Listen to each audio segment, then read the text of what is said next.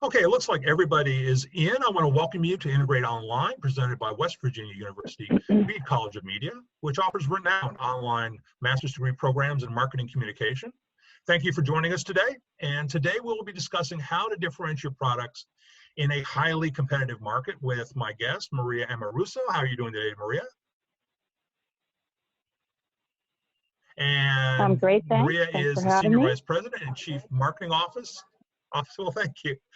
Maria is the Senior Vice President and Chief Marketing Officer at Next Tier Bank. And today we also have Josh Wilson. How are you doing today, Josh? Great, Dr. Lynch. Great to see you again. It's great to be here. Thank you. And Josh is the Vice President of Marketing at Whitefish Credit Union. I need to ask you to please keep your mics muted. However, please also feel free to send questions in the chat feature. And I am Dr. Michael Lynch, and I am an adjunct instructor at the Reed College of Media in the area of database or data marketing communication. So let's get right to it. There are a lot of marketing challenges in a highly competitive market. One of the most highly competitive markets I can think of would probably be financial services. Maria, what makes this industry particularly difficult for marketing professionals, especially with community banks and credit unions like Next Tier and Whitefish? Sure. Well, the financial services industry as a whole is extremely competitive, as you mentioned. One of the things that makes it so is that the products themselves are commodities. Every bank has the same product offering for the most part. You have a checking account, a savings account, you have different kinds of loans. So when it comes right down to it, the products really aren't what differentiates the organization. And you really have to think about the different ways that you can position yourself to stand out against the competition. One of the other issues that banks really face is compliance. We're highly regulated. So from a marketing perspective, you do have some limitations on the different things that you can actually do. So it's definitely challenging. Customers start working with a bank. Typically, they use the bank that their parents used, and they stay there until they become unhappy. So one of the things you need to do is figure out how to capitalize on the fact that somebody's unhappy and ready to make a switch. Perfect. And Josh? It's going to echo Maria's comments as well. Yeah, as I echo Maria's comments as well. So with this industry, particularly for financial services, the average person has about 7 different financial services they use. And that could be everything from your credit card to where you keep your 401k, your mortgage, your bank account, your savings account. All of those are different financial services, but they're all basically offered by the same institution. So as we go into specific communities, not only do you have immersive online players, and this would be consistent with any industry where you have online retail or online individuals, but you also have multinational, national, and then regional, and then also hyper-local institutions as well. So the full spectrum of competition within this market. And as you break it down between, say, even a rural area and more of a metropolitan area, you're talking about potentially thousands of individuals or thousands of people per branch, which is not a lot when you consider a customer base. So you have to not only compete for acquisition of that person or that customer, but also their full wallet or their full spectrum of products to say, we may get 1 or 2, how can we expand this? How can we get more services for that individual? Excellent. I remember I went to a banking seminar one time, and the leader of the seminar was asking people, where do you bank? Where do you bank? Where do you bank? And this was not long after deregulation, when banks started. I know I'm a little bit older than the rest of you, but deregulation, when banks started to go national, et cetera. And everybody put up their hands and was talking, they were saying, well, yeah, I'm banking at this place or that place. And I had not put up my hand when he got to the last option. And he asked me, where do you bank? And I said, I bank with a credit union. And he said, are you a communist? And I said, well, no, I don't think so. So how do you differentiate? We'll start with Maria.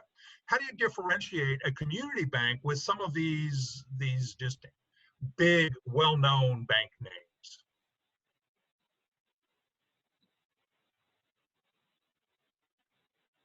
I think that for a community bank, that goes right back to the mission statement and a definition of who you are, who you're trying to serve, what kind of brand you're trying to put out there in the market. And I know this word gets thrown around quite a bit, but from a community banking perspective, you really do need to be authentic. I mean, it is what separates community banks from the mega banks. You know, they can put content out that is, you know, talks about financial literacy or their donations, but I think the smaller banks and the credit unions, they really live their mission, and making sure that you have a value proposition that customers find appealing. There's some, and communicating that is extremely important. You have to pay a lot of attention to detail. You know, what do your customers need? What are they looking for? What kind of relationship do they want to build?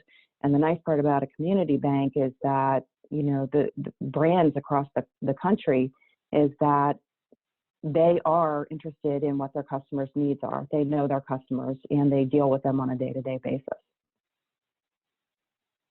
Wonderful. Now, Josh, was I a communist for doing my banking at a credit union, or was I okay?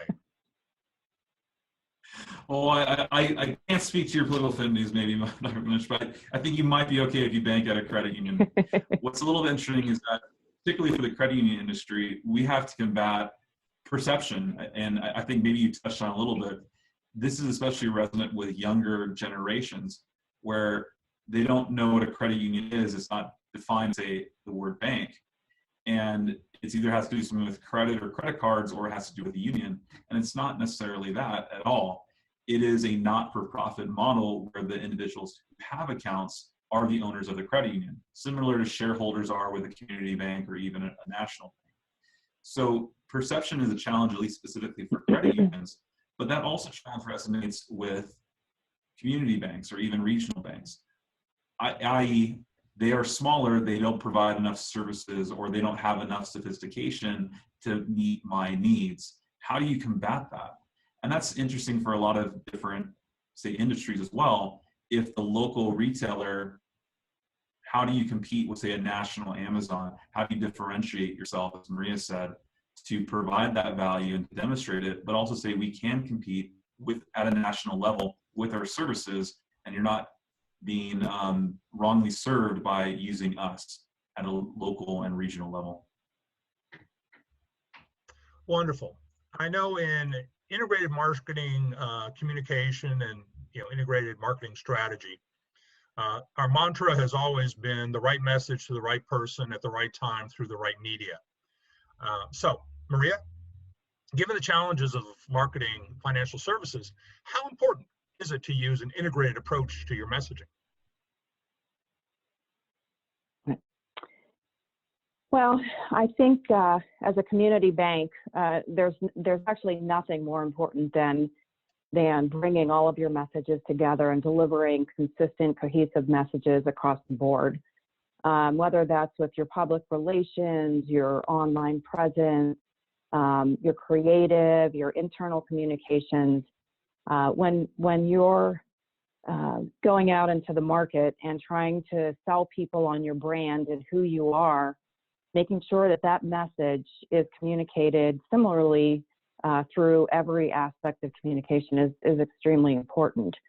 You have to figure out what do people expect from you and then deliver on those expectations. So it comes back to, the customer experience. When they first look up your company on the internet, what are they finding? When they open an account, how are they being treated? What kind of messaging are they getting from your branch people? When they look at your social media or read an article that you've posted, are you saying the same thing? People like to know what to expect. They like consistency. They like cohesiveness. And that message really needs to be, across all of your communications, without a doubt. Wonderful. Josh?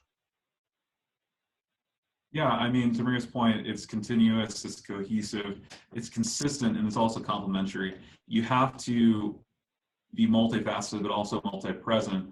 So when we're looking at campaigns, this is what we do at least at our credit union, we're buying annual spots on TVs and we're switching out campaigns. We're not stopping and starting. We're not changing out, our channels, but being ever present in those channels and owning that market share.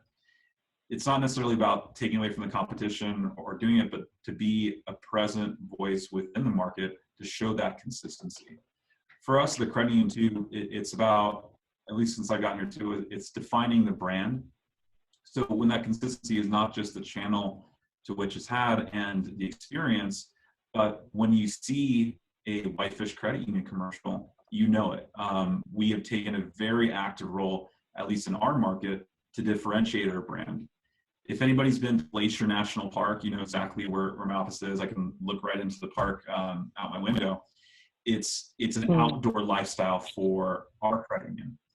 And our members, whether they're hunters, ATVs, snowmobiles, skiers, they like going for walks, it doesn't matter. It all has to do with interacting with nature. So we positioned ourselves as a brand to be outdoors. What does that mean? When you go onto our website, you see outdoor images, you see people interacting with nature. You see individuals going out in their cars or motorcycles or snowmobiles, and we have a similar music, similar tone, similar filter we use on screen. That consistency is paramount to establishing that brand identity and to integrating it across all of the channels that we have.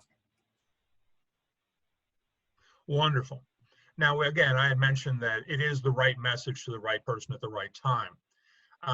Because an integrated marketing approach is so important, we'll start with Josh if we could. Do you use different messages for different people? I mean, it sounded like you were talking about kind of a continuous marketing strategy focused specifically on your market, but how do you really target to different segments? Oh, absolutely. So I can kind of give you maybe a per example that sums this up. Imagine yourself as a brand new marketer institution and you have a credit card. And for everybody knows, credit cards basically work the exact same way, but there's a few different elements of it. You can have a rewards credit card, you can have travel, you can have a low rate, maybe a 0% interest rate. Everybody's seen these offers. So I started with the organization here, the credit union, came in and said, we're going to launch our very first credit card. We're very excited. We're transitioning from essentially a savings and loan to offering more dynamic products like a credit card. So I'm in the meeting, I say, hey, do you guys offer, travel? No, we're not going to offer that. How about cash rewards? No. Points? Nothing. Well, what do you guys have? We got a low rate. Like, okay, well, that's like everybody else has, right? Everybody's got a pricing on their rate. And then you say, well, what's some more? Well, we don't offer 0% balance transfers and no annual fees and no cash advance fees. You're like, okay, there's a specific product mix and specific need that is being served with your products. And that's part of the strategy is to say, look at your individual of who you're trying to need, match the products and services with that individual. And you can still be consistent with your branding and your message, but be highly targeted with that specific product to meet that. It's not about shotgunning out, but targeting in there. The tricky part is to do it in a way that is also innovative and engaging and capturing. So one of the campaigns we ran about 1.5 years ago that was highly successful was that we did a very segmented strategy for that credit card launch. For anybody who's done direct mail, you might know that the average mail rate, direct response mail rate, it's between like 5 and 9% for very generic, low barrier to entry products. For financial services, the average direct mail response rate is less than 2%. What we did is we did a highly segmented list, look who's most likely to use balance transfers, for example, who's in the market, who's paying high interest rates, and match those individuals with a direct mail piece. And we got a close to just under 7%, 6.9% direct mail response on somebody who was opening a credit card. We also tested that between a video mailer, which is a little bit unique and different. And I kind of show you here, I got an example where you open it up and it plays a video on here too, which is kind of fun. But we also tested it against a traditional letter mailer. And it got a very interesting response, but we targeted it against that, and we still had a very high, above 2%, you know, double and tripling that, because of the segmentation strategy that went behind those. So that to us is a way of saying, how do you use data, but how do you also integrate that with your brand, but then segment it to those who are most likely to accept your product and offer. Great. Maria, how do you get different messages to different markets? Right. So, you know, we just talked about the integrated approach and how important it is to have consistency. So, I mean, across the board, you definitely want to have your overall brand messaging the same.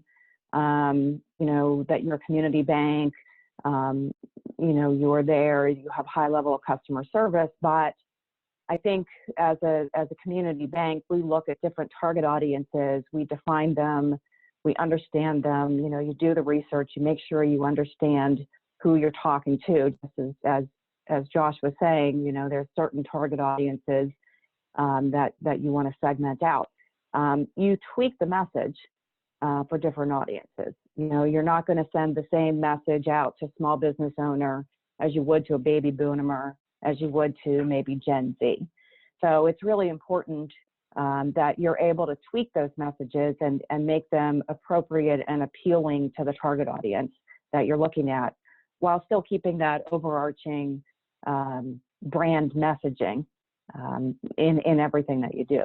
You don't want to, you know, stray from that. I mean, Josh talked a lot about the credit union and their outdoors, you know, bent. It would be strange for them to do something completely different from that and you know, talk about, I don't know, traveling or going to baseball games. I mean, if it's all about, you know, hunting, fishing, and who their customers are, then you need to kind of stick to that. When you get outside of your brand, you lose your focus, and you really aren't targeting people directly with good information.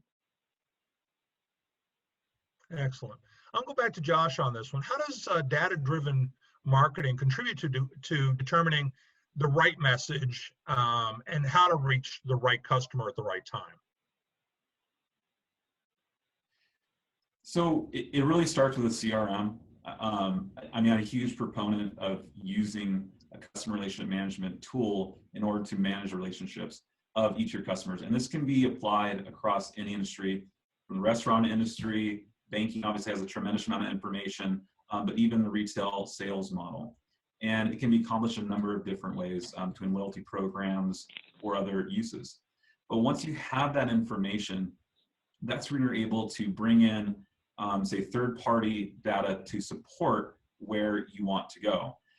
That segmentation strategy, at least for us, is supported by a host of, say, first-party data that we have. We know who these individuals are, you know, age, where they live, maybe what their current income is and debt, but we also bring in third-party data. And this can be accomplished even on the very basic level for those who don't have those resources. And believe me, I've worked in a lot of shops where you don't have access to hundreds of thousands of dollars of data acquisition budget, but you still need to find a way in order to bring in that third-party data to match up with your own proprietary data to do this. Once you get a CRM, you can go out and starting the real, you know, groundwork is building personas. Who are my customers? What do they want? What products and services are going to match what they have? And then you can bring in to really fine tune that data and the segmentation, like your psychographic data, your cycle data, Claritas. There's a number of other companies that can provide some of this, and you know, append that to it, and then develop out certain tracks and certain lookalikes that are there. If you want a really good analogy of, say, how to use that data, and then you don't have access to doing that analysis yourself, Things like Facebook's lookalike audiences is probably another good example of how you can say leveraging data that you have to match up with those who are most likely to accept your product based on who's already there. I'm a huge, I guess, say, proponent of doing some of those elements and targeting your current customers because it's so much more cost effective in order to do that. And then with the data, the goal is to really use your dollars and your resources efficiently so that way you're not spreading out your messages, but directly targeting who you want to reach. Wonderful. Maria, how do you use data? Well, we also have a CRM. I don't think we're using it quite as vehemently as Josh is. It is nice to collect that information. I think gathering, as what I was just talking about with the target audiences, gathering the information about them, understanding them, that's a lot of third-party research. It's really looking at building a persona, as Josh said, especially, if it's someone that's out of your comfort zone. I'm not a Gen Z, so understanding them is really important for me so that I can market to them appropriately. The other piece of it that we look at is social listening. So, there's always your internal data that you can use to personalize things, look at life events, that kind of thing. But you also need to understand what's being said about you out in the market. So making sure that you have a strong platform to hear what people are saying about you. Make sure you're catching the reviews that are being done when people are talking about you and are talking about banking products. And using that information that's out there to make good decisions about, what's next for you. If everybody in Gen Z that's out there on social media is talking about, I want to open a savings account, or how do I get my first credit card? Being able to take that data, look at it, and answer their questions in a way that appeals to them is extremely important. So not only is it looking at your existing customer base, but looking externally to see, what kind of information is out there in the market. What are the trends? What's going on? Yeah, I understand that in the financial services industry, that churn is a big problem. In other words, just people, jumping from credit card to credit card, from bank to bank to whatever. Maria, do you have a different strategy for acquisition than you do for loyalty? In other words, are you kind of focused in both areas, not only trying to drive new customers, but also trying to keep the ones you have? Right. Yeah, I think it's a lot less expensive for a financial institution to keep the customers that they already have than it is to go out and acquire a new customer. So that retention piece is extremely important. Understanding your customers. We talked about the whole deliver the right message at the right time in the right medium. That's important as well. I think you need to do the same thing with an external audience, but I'll give you an example. The bank that I work for has been around since the 1800s. We started as a small bank with a handful of branches throughout the northern part of the Pittsburgh metropolitan area. So very rural, and a lot of our customers, lived in that market. They were long-term residents. They knew our CEO. They knew our president. They knew most of the tellers. We've changed a lot over the years, and we've grown, and you need to, we've, gone into new markets that are a little bit different than the markets that we've always been in. Those customers are long-term loyal customers, not a lot of churn in them. But now, as we grow, the market becomes more transient. You need to adjust how you approach both your existing customers and acquiring new ones. The existing ones, it's about customer service. It's about being true to your mission. It's about, that brand message being consistent and them having that experience every time they have a touch point with you. With new customers, what we're finding is people are changing banks for a reason, typically. They've had a bad experience with their current bank. they've moved, or, you know, there's some other, you know, we were talking about life events. There's some other life event that's happened that's caused them to change their financial institution. So when they're looking for a bank, I think Josh was talking about this earlier, when it comes to competition with the larger banks, that you have everything that their current bank has to offer them. So the messaging maybe is a little bit more product focused. I mean, obviously, you want everybody to know what kind of amazing customer service you have, what kind of amazing employees you have, what kind of commitment you've made to the communities you have. But when you're bringing new customers in, they want to know, do you have mobile banking? Do you have online banking? Do you, you know, have the ability to use Apple Pay? So I think that there is still a focus on product, not so much that you're differentiating, but you're just reassuring everybody that you have the same products as one of the mega banks and you can handle their business. So I think there's tweaks that you make to the messaging, but you know, you never want to forget who you are and what your brand messaging is, even in those communications. Sure. Josh, I'm going to make a kind of a guess, maybe a naive guess, that maybe your market might not be as transient as Maria's market. So how do you differentiate your message between acquisition and loyalty? Yeah, so to your point, it's not transient as much as people staying put, but we're actually in one of our counties that we serve, probably the top 20 growing counties in the entire country. I mean, double-digit population growth over year, like to 16%. So we have a lot of people coming into this area in, you know, rural Montana because of a whole host of reasons, jobs, but also quality and lifestyle. What's interesting for Maria's comment, and kind of speaks to the churn and retention, is what she didn't mention, and that was marketing on price and marketing on rate. What is happening a lot for retaining those customers is that, first off, when you bring them in the door, you're not telling them that you're going to get the absolute best price or the best rate.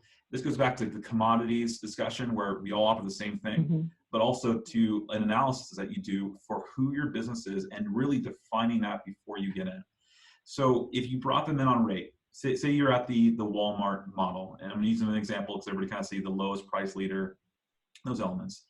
What is the retention value of an individual who's brought to your organization, your business, if the only consideration is price? If your competitor who's selling the exact same thing brings it at a lower price, would it be natural that they would go down? There has to be something more intangible about your business that brings them in the door. So what's unique, for at least for us in the credit union, which we have historically always done for, I think, the 85 years we've been in business, we have never advertised and marketed on rate. This is a big issue for a lot of credit unions and for institutions, especially working with vendors and agencies who are financial institutions.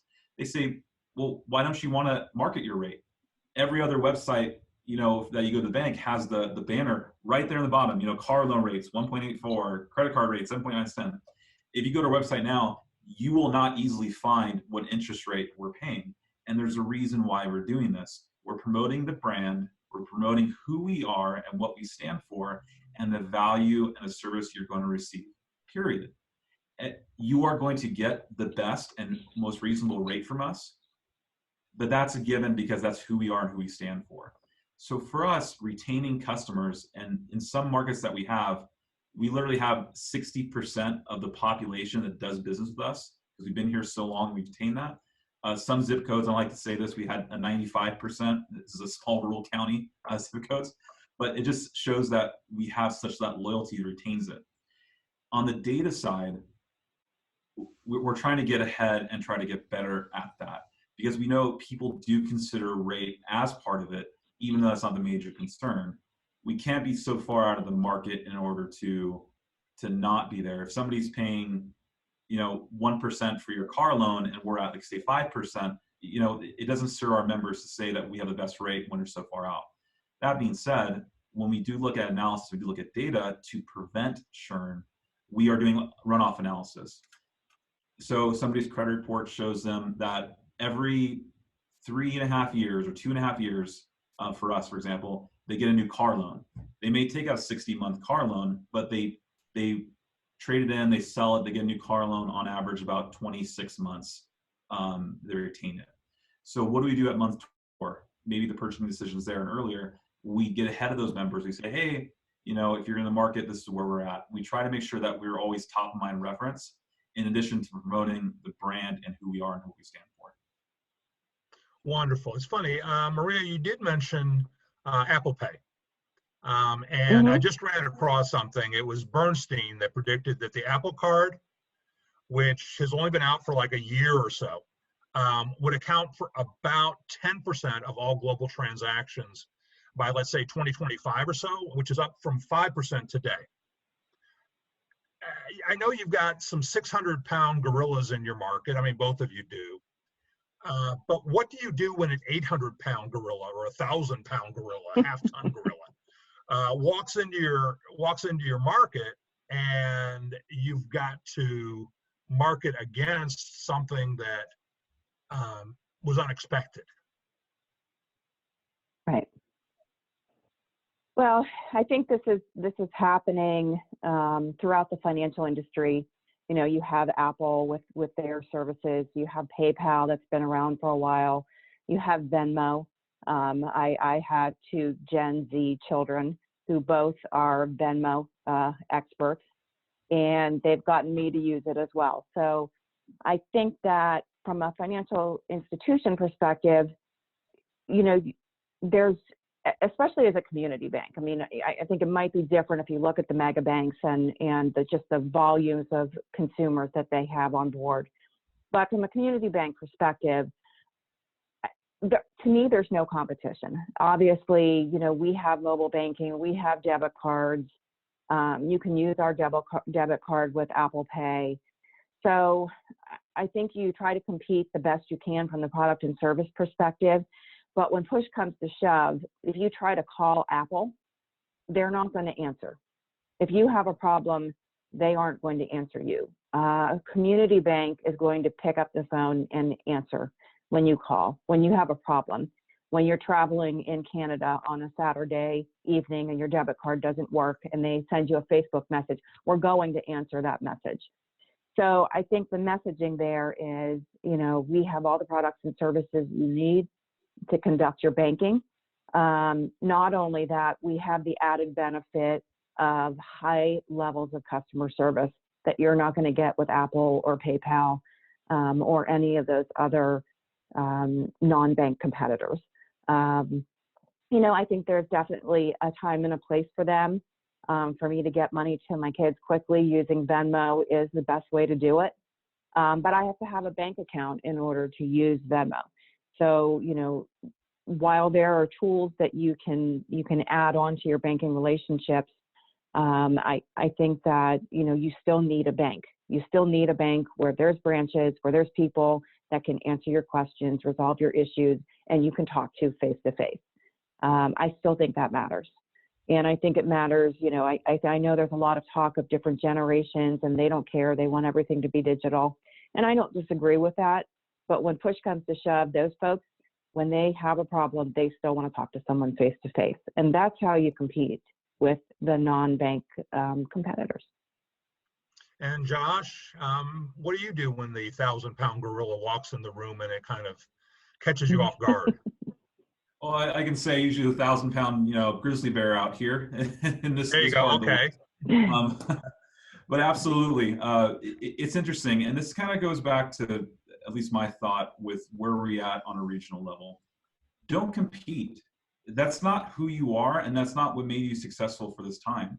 And this transcends, I think, any industry where you say, who are the people coming in and what are they trying to do? There's been a lot of, I would say, online lenders and institutions that have come and gone very fast with huge amounts of startup cash. But say Apple Pay specifically with 5% of all transactions, which is huge for the world. I mean, just quantifying that, it's billions upon billions of dollars. You are not going to compete with that because they build a substantial brand loyalty with the Apple brand to do that. If Google comes on there and starts accessing Google Wallet with a Google credit card, and whether or not Goldman Sachs, like Apple does, underwrites the cards, it's irrelevant. They're going to have a brand following and a brand promise along with it. You absolutely can't compete with that, so don't try. What do you do in the interim? How do you compete, at local level? You do that by truly owning who you are, 100%. If everybody has an average 7 different financial institutions, they're not going to automatically consolidate all of their items around one mega conglomerate. So you have a space on there, you have a niche, and that goes with targeting who you are. That credit card campaign with that silly video mailer that we did, the message behind that was this. This is a card to help you save, period. It doesn't have rewards, it doesn't have any of this. It is just a card to help you save. We targeted it for those individuals who benefit from it, but we 100% owned it with there. I had a guy, stereotypical coming with a cowboy hat, muck on his boots, jeans with holes in it too.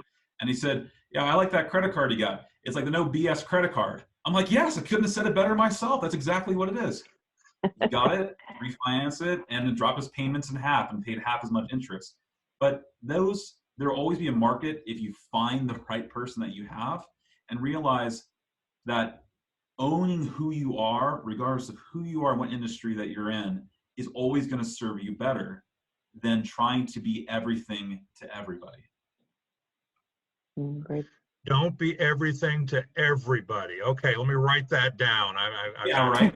It's a marketing strategy that I know that has been very, very successful. But again, being naive, having a kind of an outsider's look at the banking world and financial institutions, I think a lot of people, and myself included, kind of look at financial institutions as being old-fashioned, as being slow to change, as not being so up to date, so cutting edge.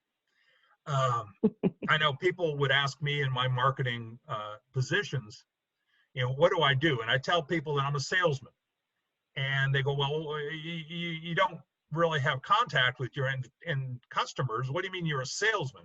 I'm like, no. I have to sell my bosses. I have to sell the executives of the company. I have to sell the people around me of my great ideas, even if we do tend to be a little bit old-fashioned, second to act, etc. So Josh, where have you found success in convincing executives, convincing people that may have a more traditional view or more traditional approach to really updating and modernizing your marketing strategy? Yeah, so the executive is a great piece to hit on, right? You come in as a marketer at any level that you're at. I mean, regardless of any size organization, marketing is one of those elements where the senior people and executives say, hey, I've built this business, or I've grown, or I've gotten this point. I know a thing or two because we're exposed to marketing all the time. For any marketers, all the marketers on this call, you know exactly what I'm saying, is that everybody's a critic, everybody kind of understands marketing in some respects. But at the end of the day, they're hiring you as the expert, and it is your job to differentiate and also to show results. So attribution is important within that conversation. And I'll kind of give a brief example that started off kind of early in my career, especially in terms of digital advertising and marketing. Worked for a very old school CEO, and took over the marketing role where I placed all the advertisements, and part of that was all of our newspapers. And this was in Los Angeles. I born and raised in California, moved out to Montana, but worked in downtown LA. And he liked to see, because he read 3 papers every morning, his ad in every single paper every single day to go with it, because that's how I know marketing was working, because I see my ad. So okay, how do you know it's working? Once again, attribution. Well, because I see it. People are coming in. It's hard to quantify that data. You can ask the qualitative data by saying, I saw the ad and I came in, but truly to quantify it. Newspapers, it's really hard to do that, obviously, but I needed to show some kind of results to make an investment into digital advertising. I said, I'm going to make just one minor change. I want to get unique telephone numbers for every single one of the newspapers and put it on there. And we're going to see how many calls we get for our mortgage ads and out there. Very simple, very rudimentary data. Is it foolproof? No, but it gives you some kind of quantifiable data. Well, at the end of this, we cut I think the 13 different newspapers down to 3 that we're actually producing. And we shifted that into digital advertising. I said, here's how I can show you attribution. Here's how I can show you somebody clicked on the ad, went inside the branch, and actually opened a mortgage or did a car loan. And that data was enough to make that investment. Say, okay, here's a couple thousand. All right, let's shift 10,000 to 25,000, whatever it is per month, because we've shown results. And at the end of the day, those numbers and how you prove it to those executives is what truly matters. Wonderful. Maria? Yeah, our bank is privately held. So our board members are very active in what goes on at the bank. Sometimes that's a great thing, sometimes not so much. We merged with another bank in about, I think it was 2014. And at that time, we have a new CEO come in and he says, Maria, your marketing budget, I don't really think we need to do any advertising. We don't need to be, out there in digital. We don't need to be out there advertising. Our marketing budget should be used to make donations. And that's it. And I know some of my team is on this call and they're probably laughing right now, but for the first 2 years after that merger, that is primarily what I spent my marketing budget on. Sponsorships, donations, getting our name out in the community that way. It's very effective locally. If you're a community bank, next year's sponsoring this, next year's sponsoring that. It's really, nice to see your name out there. But as time went on, I really worked with my team and we figured out how to let them know that there's life outside of donations and sponsorships. If we want to grow organically, as we bring on additional institutions through mergers and acquisitions, we need to be out there in the market. We need to be able to reach a larger audience. So, back to Josh's newspaper point, we can't just be in the local newspaper. We have to find a cost-effective way to reach out to across the market. So we did start to use a lot more digital marketing. We really became much more active on social media, Facebook, Instagram. And I think that in the last 3 or 4 years, it's not just a singular win, but it's an overall win that our board and our CEO, who's relatively new, about 3 years in with the new CEO, I think they understand how important it is to be out there in the market, on the digital channels, making sure that your name is being not just associated with donations and sponsorship, but also meeting the needs of customers, being advocates for small businesses, and still maintaining that level of community commitment. So I think the win for me is really convincing folks to move away from that idea that being present in sponsorships and donations is the key to marketing. I think we've really come a long way. And even, through this whole, I don't know how familiar everyone is with the Paycheck Protection Program that banks have been engaged with through the Small Business Association, but really taking more of a leadership role in the industry, to get information out there, to really be prominent and be present and just make sure that we're telling our story every step of the way in whatever way we can to convince people that we're the right bank for them. Right. And I mean, just to kind of feed off of what you just talked about, we are in unprecedented times right now. We're going through something that, I'm in my late 20s and never had anything even remotely like this in my lifetime, or even recall my parents or grandparents talking about a situation that we're in right now. So Maria, if you could start off, just how is this health crisis, how is this sheltering in place how is it that businesses are closing down? How is that affecting your business and the way you do business? Right. I think there's a lot of different things that have happened over the past 45 or 60 days. It has been an interesting experience, that's for sure. Pennsylvania is a state that was hit fairly hard with the coronavirus. Our governor shut things down pretty quickly. And I feel like since the middle of March, it's just kind of been a roller coaster. You know, you start off, okay, the schools are closed and businesses are going to close. How are you going to respond to that? What are you going to do? Because banking is an essential business. So we are allowed to stay open, but we have that fine line of protecting customers and protecting our employees. And you want to send the right message to the community that you care about them.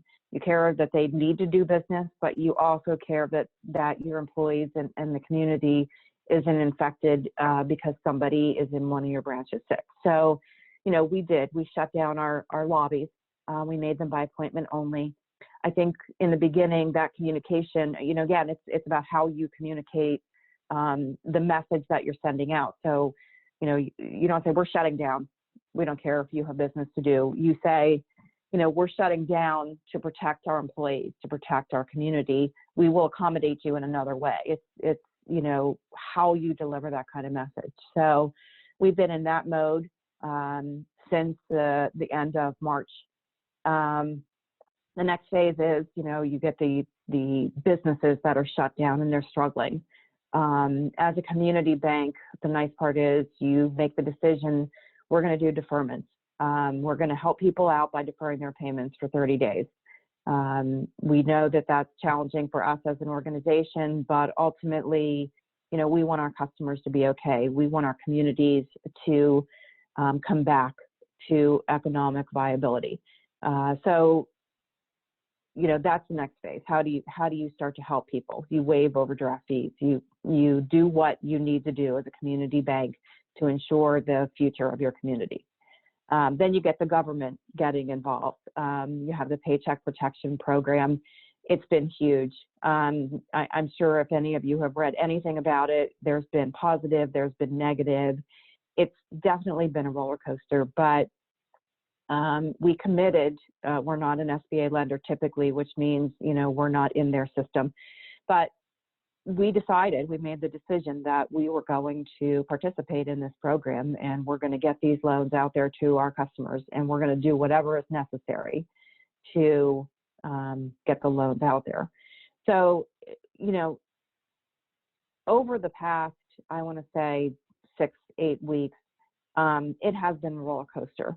I think going back to the communication piece of it, throughout that entire time, what we've communicated to our communities, what we've communicated to our employees is we care about you.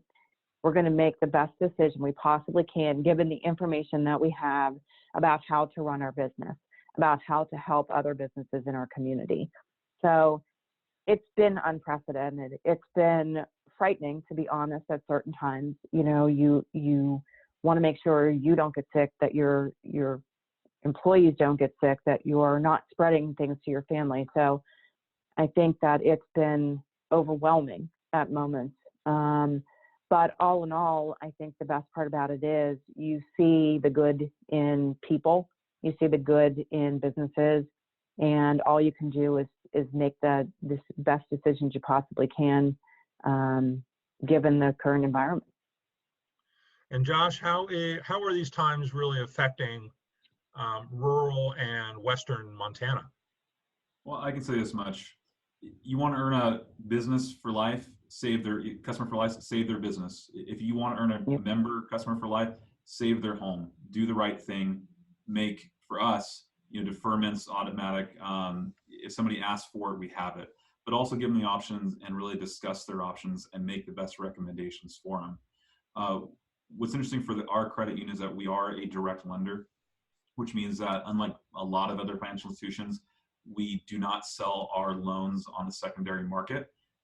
Without getting too much technical for all the financial bank talk, a lot of times the person that takes loan application will sell it to, say, a third party to actually house loans. We don't. We retain all the servicing. So that gives us a huge amount of discretion in terms of what we're able to do with our loans. And that really means taking care of our community. I mean, for Montana, it's a lot interesting. If anybody looks at the map, Montana's probably the one that's the least red for all the states. And our county honestly hasn't seen a positive case in at least 4 weeks, right half. And that's all the other counties that we serve. So there's a whole different sense here. However, we have taken a lot of precautions from our institution to protect our members. We have closed lobbies, but we do have drive-up in-person tellers that we've done for all our branches, so we retain business that way. For us, we haven't stopped marketing at all, which is a huge benefit, is that things are a lot cheaper for advertising space, to be all frank, because everybody else is canceling. But we have been consistent with our brand, consistent with our messaging, and tweaked it for the moment, but we have not stopped where we're at. We're still here, we're still taking care of Montanans, making for Montanans by Montanans, and we're doing that, and we're living the ethos of our brand as much as we possibly can, even through these times. So while it's a little bit tack different to say we're not doing everything completely different for coronavirus, we're trying to respond to the moment, but we're also trying to respond to our unique area and location, independent of, say, the nation, because that's the mindset of Montanans here, is that it's a little bit separated and removed from major metropolitan areas. Sure, I get that. And I will tell you that I think a lot of people are looking for stability and just sameness. And I know that financial institutions are the ones that, if you can get just comfort in knowing that your financial institution is there for you and that is not going to vary during these difficult times, that's got to be very comforting. But besides having 1,000-pound grizzlies in Montana and having 1,000-pound gorillas in Pittsburgh, I know that these markets have to be different and you've got to handle them differently. So Josh, Maria is in the metropolitan area of Pittsburgh. You're in western rural Montana. How does where you do business, how does it really affect the way you market? It's a really interesting question. And I can tell you, I kind of have an area coming from downtown LA to Montana. It's different. It's definitely different in that respect. But I think going back to it, it's segmentation. I mean, it's speaking to who you're at and where you're at, and who your people are and what they're motivated by. I had to get behind the idea of how much of local service and personalization matter and respond to that on a marketing level. And I think that is a lot of a challenge where in our market, where you have very few Starbucks, very few McDonald's, very few national chains that are here, because they don't get support. There's definitely a system, a mantra of, we know who these people are, we want to take care of it. Which makes it hard to break in, and it's nice to be a stalwart within this community. But at the same time, you have to temper those expectations to say there is a brand expectation and a brand promise that you follow. So deviating from that, and be honest, deviating could be spending a lot of money on marketing, or running a Super Bowl commercial, which we've done in the last 2 years. And for people to say, well, you're spending a lot of money, my money as a marketing, you have to be very cautious in how you do that. Where if a regional bank in, say, Los Angeles, purchased a Super Bowl spot, and I'm talking about a regional Super Bowl spot, not $1.5 million per spot, there wouldn't be, nobody would care. Nobody would care that you buy billboards, but they care when they know you and they try to, you don't live up to that brand promise. So you have to be very, very cautious, at least what I've seen here, in how you do things, and very planned, very, I want to say deliberate in your methods here.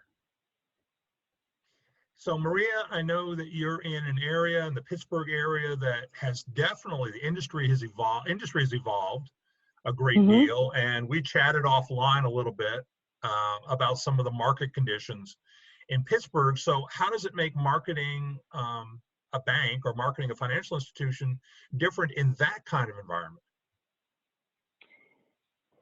Well, I think the bottom line is what Josh was just talking about, that there is a brand expectation. You put your brand out there, and you have to be true to it. So regardless of whether I'm targeting, one of the branches that has been in our branch system since, 1897 in rural Butler County, or that I'm targeting a branch in downtown Oakland, which is where Pitt University is, your messaging still needs to be the same. I don't know that Pittsburgh is similar to, say, LA. Pittsburgh is a hometown. It's a close-knit community, even though it is a metropolitan area. So I think the values that we've always had fit with the entire Pittsburgh market. So for me, if I was in Philadelphia, I think it might be a little bit different, but being in Pittsburgh, I think we're marketing the same way we would, if we were in some rural area in the middle of the state. I think people want to know that your values are the same as theirs. And in Pittsburgh, I think the values are community, friendship, sports teams, go Steelers. Sorry, had to get that in there. It's okay. But I think, it is changing a little bit. It used to be the steel mills. It used to be, people would talk about what a dirty city Pittsburgh is, but I have to tell you, the city is beautiful. It is changing. We are getting some younger folks in from the tech community, which is kind of nice. But I don't think our messaging changes. I don't think anything changes because we've made a promise. This is who we are. Continue to be authentic. I don't think we change that just because things are changing around us. Right. Well, this has been a wonderful session today, and I really want to thank everyone for joining us today. Thank you especially to Josh Wilson and Maria Amoruso. Be sure to visit us at integrate.wvu.edu for upcoming sessions, recordings of previous episodes, and to subscribe to receive updates on upcoming sessions. And again, thank you all for joining us. Maria, thank you for your insight, and thank you for your input. And Josh, likewise, thank you for being with us today. Thank you for having me.